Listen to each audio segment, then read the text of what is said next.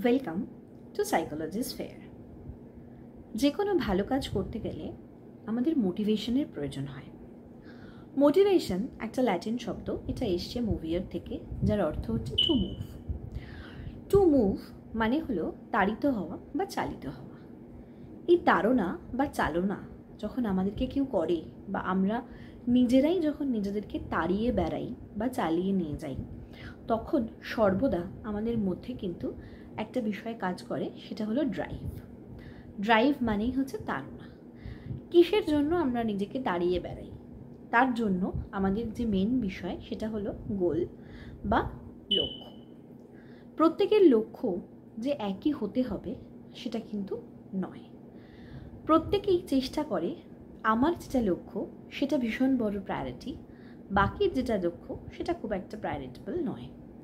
এই জিনিসটা হওয়াটা কিন্তু খুব একটা বাঞ্ছনীয় নয়। তার কারণ হচ্ছে প্রত্যেকটা ইন্ডিভিজুয়ালের কাছে তার লক্ষ্য তাদের মতো করে দামি এবং তাদের মতো করে প্রেসিয়াস। এবার আসছি হচ্ছে এই যে তাড়না, এই যে লক্ষ্য, সেখান থেকে আসছে আমাদের ব্যবহার। অর্থাৎ আমরা সব ক্ষেত্রে কি সবসময় মোটিভেটেড থাকতে পারি, বা আমাদের পক্ষে কি সবসময় সব ক্ষেত্রে মোটিভেশন থাকাটা সম্ভব?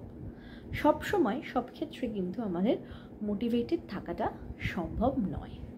তো এই মোটিভেটেড আমরা কিছু কিছু বেসিক নিডসের উপরে ফোকাস করতে পারি। আমরা যখন আমাদের বেসিক নিডসটাকে দেখি কোথাও একটা হারিয়ে যাচ্ছে, বা আমাদের বেসিক নিডস যখন আমরা দূরে চলে যাচ্ছে, তখন কিন্তু আমরা আঁকড়ে ধরি সেই বেসিক নিডসটাকে বাঁচানোর চেষ্টা করি। সেই মোটিভেশনটা কিন্তু আমাদের মধ্যে থাকে। কিন্তু কে আমাকে কি ভাবলো, বা কার ভালোবাসা আমি পেলাম, কার সম্মান আমি পেলাম, সেটা কি আমার বেসিক নিডসের থেকেও ইম্পর্ট্যান্ট? বেসিক নিডস সবসময় কিন্তু বেসিক নিডস। আর এই যেটা বললাম সম্মান, ভালোবাসা, সেটা অবশ্যই একটা ফ্যাক্টর, কিন্তু সেটা আমাদের বেসিক নিডসের থেকে কিন্তু বড় নয়। এই ধরনের নিডসকে আমরা বলে থাকি হচ্ছে সাইকোলজিক্যাল নিডস। তো এই যে বেসিক নিডস এবং সাইকোলজিক্যাল নিডস, এই নিডসগুলো আমাদের প্রত্যেকের লাইফে কিন্তু খুব ইম্পর্ট্যান্ট। এবং আমরা আজকে জন্মেই কিন্তু সাইকোলজিক্যাল নিডস পেয়ে যাই না, হয়তো পাই, সেটা সাময়িক। একটা বাচ্চা যখন প্রথম জন্মায় তখন সবাই তাকে ভালোবাসে, কিন্তু সেই বাচ্চাটাই সারা জীবন কোনো কাজ না করে থাকলে, পড়াশোনা না করলে, ঠিকঠাকভাবে নিজের লাইফটাকে তৈরি না করলে, সেই একই রকম ভালোবাসার অধিকারী বা অধিকারিণী কি সে হবে? মনে তো হয় না। তাহলে প্রত্যেকের বেসিক নিডসটা কিন্তু জন্মের সময়ও যেরকম ছিল, এবং আমাদের যখন চলে যাব অর্থাৎ মৃত্যুর সময়, তখনও কিন্তু সেমই থাকবে। তো বেসিক নিডসের খুব একটা বদল কিন্তু কিছু হবে না। ভালোবাসা, স্নেহ, মায়া, মমতা, এগুলো সাইকোলজিক্যাল নিডস। এগুলো আমাকে অর্জন করতে হয় আমার কাজ দিয়ে, এবং আমার যে ভালো বিষয়টা রয়েছে সেটাকে প্রুভ করে। এবারে আসছি, এরকম কিছু বেসিক নিডস এবং সাইকোলজিক্যাল নিডসকে নিয়ে একটা থিওরি রয়েছে, যেটা আমাদের মোটিভেশনে ভীষণ ইম্পর্ট্যান্ট এবং খুব সোজা একটা থিওরি। সেটা হচ্ছে মাসলো থিওরি।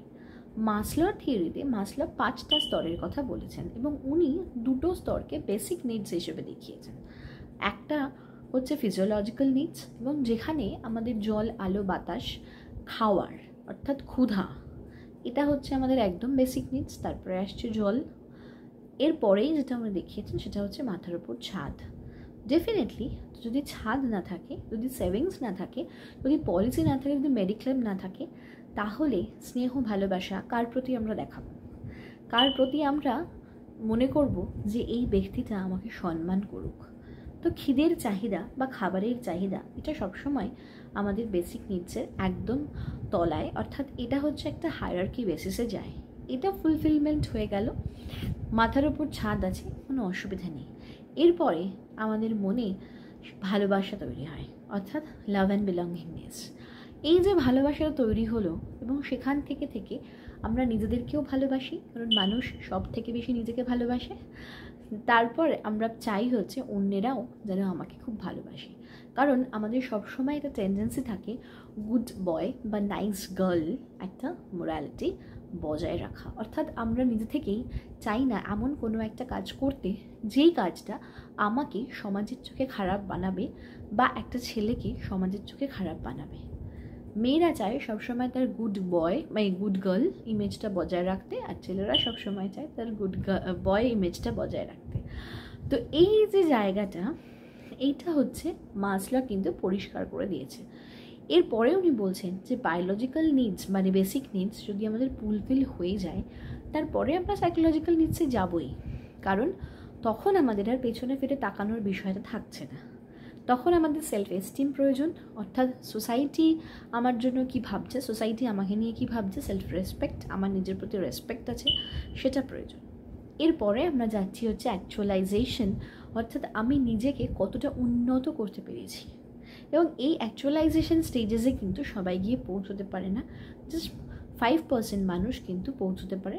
95% মানুষ কিন্তু ওই আমি, আমাদের ব্যাপারটা, আমার পরিবার এইটুকুর মধ্যেই সীমাবদ্ধ থাকে। গোটা দেশ আমার পরিবার বা গোটা একটা স্টেট আমার পরিবার, এইভাবে কিন্তু আমরা ভাবতে একদমই পারি না। এবং যারা এইভাবে ভাবতে পারে তারাই ওই 5%-এর মধ্যে পৌঁছতে পারে, অর্থাৎ অ্যাকচুয়ালাইজেশন, যেখানে আমাদের ষড়রিপু সেইগুলোকে জয় করে ফেলতে হয়। আমরা কিন্তু 95% অফ দ্য পিপল সেই ষড়রিপুকে জয় করতে পারি না, যার ফলে কিন্তু আমরা থেকে যাই শুধুমাত্র নিজেকে নিয়ে এবং নিজের সম্মানটুকুকে নিয়ে।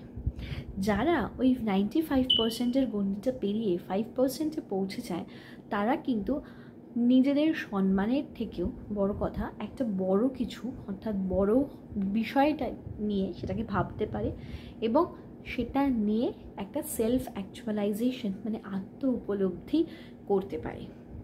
এবং এই আত্ম উপলব্ধির যে বিষয়টা, সেটা কিন্তু কিছু কিছু মানুষ, যেরকম যদি আমি বলি নেতাজি সুভাষচন্দ্র বোস, মাদার টেরেজা, রামকৃষ্ণ পরমহংসদেব, এনাদের মতো ব্যক্তিত্বরাই কিন্তু ওই সেলফ অ্যাকচুয়ালাইজেশন স্টেজেসে পৌঁছেছে অ্যাকর্ডিং টু মাসলো।